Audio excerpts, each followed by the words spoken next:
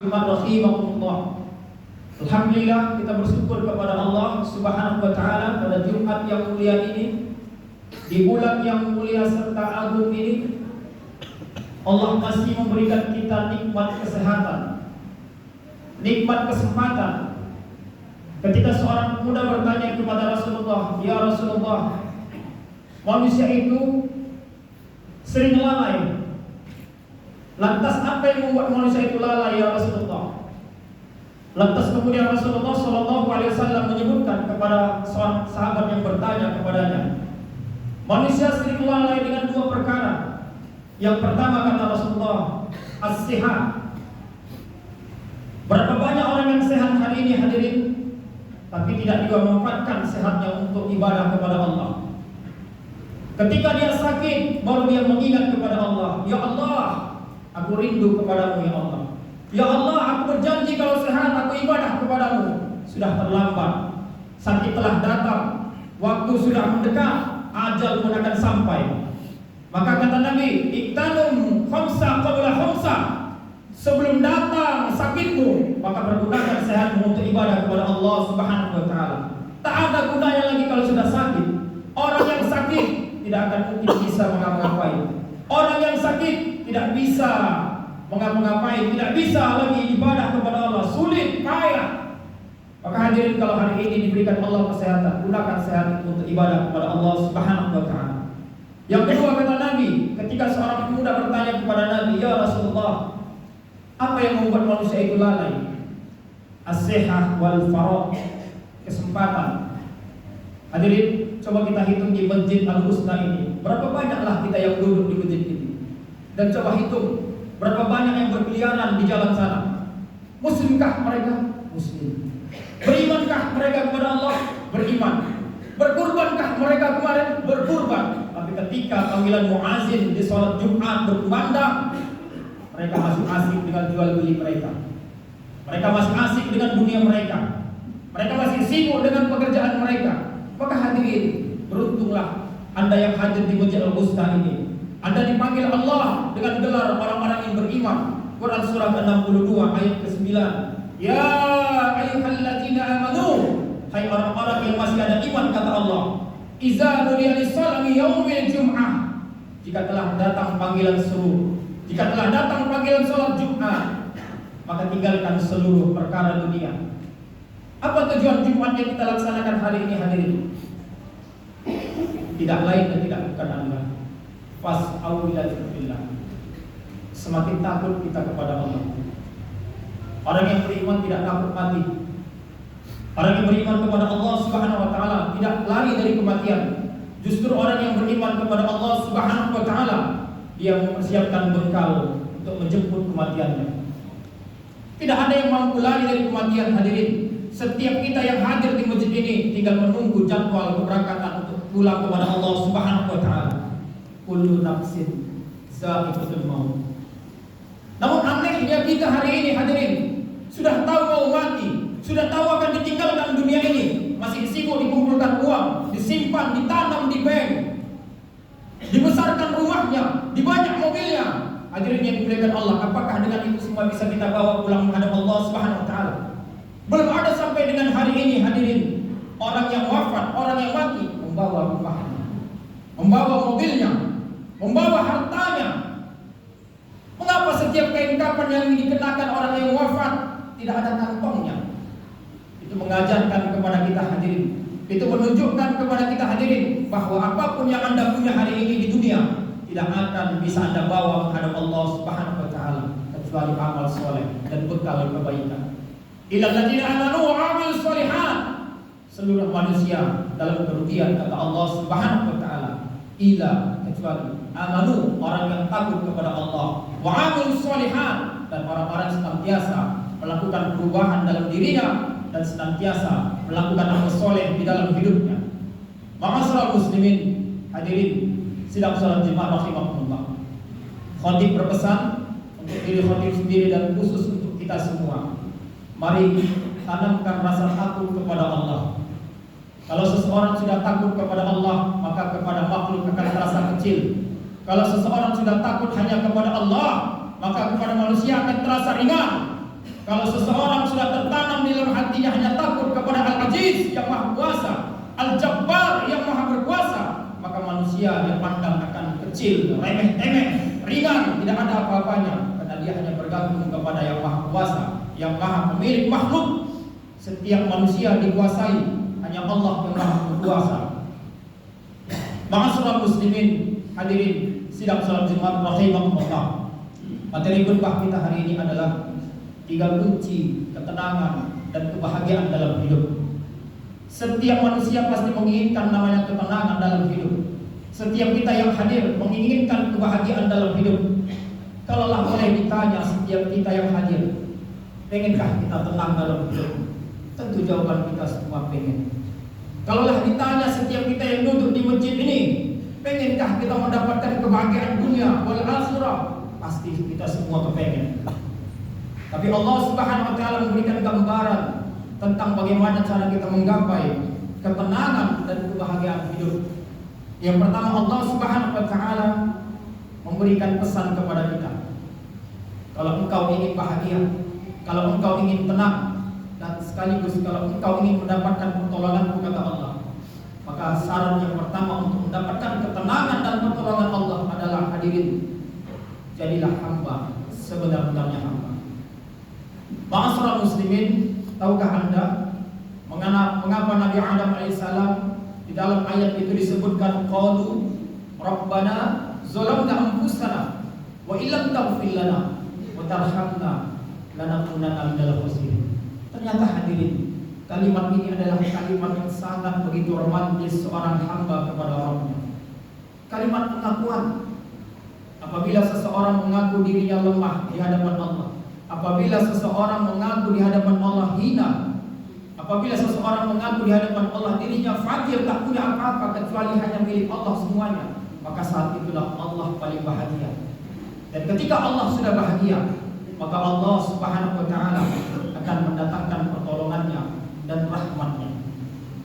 Maka coba cek hadirin, sudahkah setiap kita sudah menjadi hamba Allah, Abdullah, atau jangan-jangan mohon maaf hadirin, ada Tuhan-Tuhan selain Allah dalam hidup kita, sehingga kita menjadi bukan hamba Allah, tapi menjadi hamba Tuhan-Tuhan tersendiri dalam hidup kita. Boleh jadi hadirin, mengapa doa kita tidak didengar oleh Allah? Mengapa munajat kita di tengah malam tidak pernah dikabulkan oleh Allah Subhanahu wa taala? Boleh jadi penghalangnya adalah ada Tuhan-Tuhan selain Allah dalam hidup kita yang melekat di dalam kehidupan kita. Apa dia? Boleh jadi hadirin, jabatan kita yang kita jadikan Tuhan dalam hidup kita. Kalau tidak ada jabatan, tidak mungkin aku bisa makan. Pahala Allah adalah Razzaq, Allah yang memberikan rezeki. Boleh jadi hadirin, ada Tuhan-Tuhan di dalam hidup kita. Apa itu? Mungkin kecerdasan kita. Kita merupakan kecerdasan kita, sehingga di mana letak Al-Alim yang Maha mengetahui.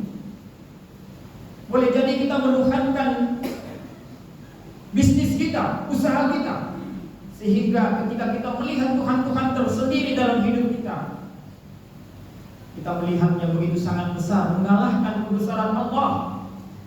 Padahal Allahu Akbar 17 kali kita mengatakan di dalam salat, Allahu Akbar, ya Allah, Engkau Maha Besar. Tapi dalam hidup kita hadirin, masih ada yang lebih besar daripada Allah Subhanahu wa taala. Apa dia?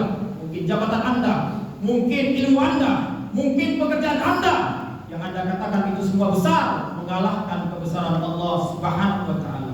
Hadirin mohon maaf, ketika Anda membesarkan yang lain daripada Allah, maka sungguh Anda sudah terjangkit penyakit iblis, laknatullah alaih. Iblis merasa lebih besar daripada Adam. Iblis merasa lebih baik daripada Adam. Iblis merasa lebih soleh daripada Adam. Iblis merasa lebih pintar daripada Adam. Maka hadirin mohon maaf saya, kalau ada di antara kita merasa lebih baik daripada orang lain, hati-hati, Anda sudah terjangkit penyakit iblis. Na'udzubillah. Subhanallah. Maka kembalilah kepada Allah. Jadilah hamba Allah, bukan hamba harta, bukan hamba jabatan, bukan hamba dunia, bukan hamba makanan, bukan hamba minuman, bukan hamba makhluk yang hanya sementara, tidak bisa apa-apa, papa sirna hilang, hanyalah bangkai yang diberi nyawa. Ma'asyiral muslimin, hadirin, maka bagaimana kita mendapatkan ketenangan hidup dan pertolongan Allah? Allah mengatakan ketika seseorang menjadi hamba Allah, Allah akan datangkan pertolongannya. Bukankah hadirin syarat masuk ke dalam surga Allah ketika kita menjadi seorang hamba? Wadkhuli fi ibadi wadkhuli jannati. Hadirin, mohon maaf, kita sebagai seorang manusia akan gagal menjadi seorang manusia ketika kita tidak mengaku menjadi seorang hamba. Puncak kesuksesan seorang manusia adalah ketika dia mengaku sebagai seorang hamba di hadapan Rabb-Nya, yaitu Allah Subhanahu wa taala. Yang kedua, apa syarat agar kita mendapatkan ketenangan dalam hidup dan pertolongan Allah Subhanahu wa taala? Yang kedua adalah perbaiki taubat kita kepada Allah Subhanahu wa taala. Hadirin, kisah Nabi Yunus alaihissalam mengajarkan kepada kita bahwa tidak ada yang mampu menolong kita kecuali la ilaha illallah. Itu yang disampaikan Yunus alaihissalam di dalam situasi yang sulit, terjepit dan sangat menyakitkan di bawah 3 kegelapan, gelapnya malam, gelapnya lautan, serta gelapnya perut ikan Zulmun.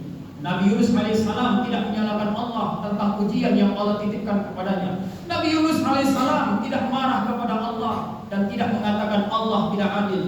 Tapi Nabi Yunus alaihissalam mengakui bahwa dirinya yang melakukan dosa dan salah di hadapan Allah Subhanahu wa taala.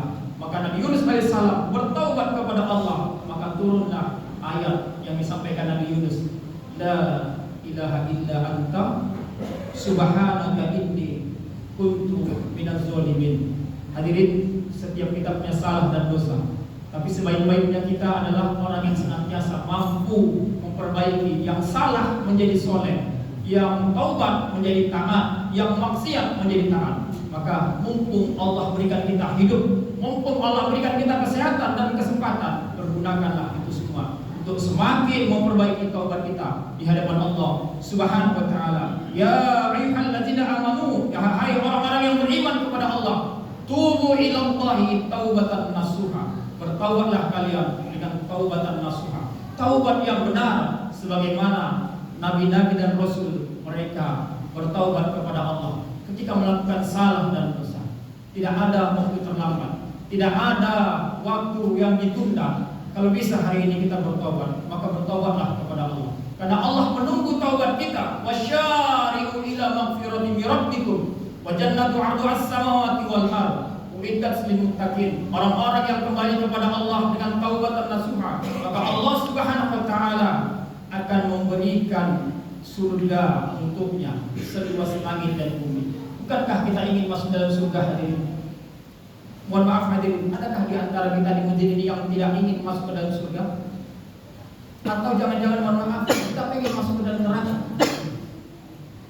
Kalau Anda ingin masuk ke dalam surga, maka mohon maaf, pesan saya, perbaiki taubat Anda, perbaiki istighfar Anda, perbaiki kehambaan Anda di hadapan Allah. Karena tidak mungkin Allah akan memberikan surga kepada seorang manusia kalau dia tidak bertaubat kembali kepada Allah dengan taubatan nasuha. Mustahil Allah memberikan surga kepada seorang manusia kalau dia tidak memperbarui kehambaannya di hadapan Allah. Ma'asyiral muslimin, jamaah Jumat rahimahumullah. Maka yang terakhir, apa yang harus kita lakukan dan apa syarat untuk mendapatkan ketenangan dalam hidup serta pertolongan Allah Subhanahu wa taala? Yang terakhir adalah perbaiki hati kita kepada Allah Subhanahu wa taala. Syekh Ibnu Athaillah As-Sakandari mengatakan dalam satu kitabnya, min alamata mautil qalbi adamul huzni ala ma fataka minal mawqati wa tarqun tanami ala ma fa'altahu min wujudiz zalat. Sesungguhnya, kata Syekh Ibnu Athaillah As-Sakandari di dalam hikamnya, hadirin, yang menyebabkan hati seseorang keras, yang menyebabkan hati seseorang mati, yang menyebabkan hati seseorang tertutup dari hidayah Allah. Yang pertama, Syekh Ibnu Athaillah As-Sakandari dalam hikamnya menyebutkan, karena tidak ada kesedihan ketika meninggalkan ketaatan kepada Allah. Yang kedua, Syekh Ibnu Athaillah As-Sakandari menyebutkan dalam hikamnya, yang menyebabkan hati seorang keras, bahkan sampai kepada tingkat mati hatinya, tidak ada penyesalan ketika melakukan maksiat kepada Allah Subhanahu wa taala. Serta yang ketiga kata beliau, hubbud dunya, terlalu mencintai dunia. Hadirin, Allah tidak melihat semahal apa pakaian kita. Allah tidak melihat semahal apa bangunan rumah kita. Allah tidak melihat sebagus apa mobil kita. La yanzuru ila suwarikum walakin yanzuru ila qulubikum wa a'malikum. Hadirin, manusia melihat apa yang tampak dari kita, tapi Allah Subhanahu wa taala menyaksikan apa yang ada di dalam tubuh kita. Dialah qalbu, hati. Tapi sayangnya hadirin, kita seringkali memperbagusi apa yang nampak dari manusia.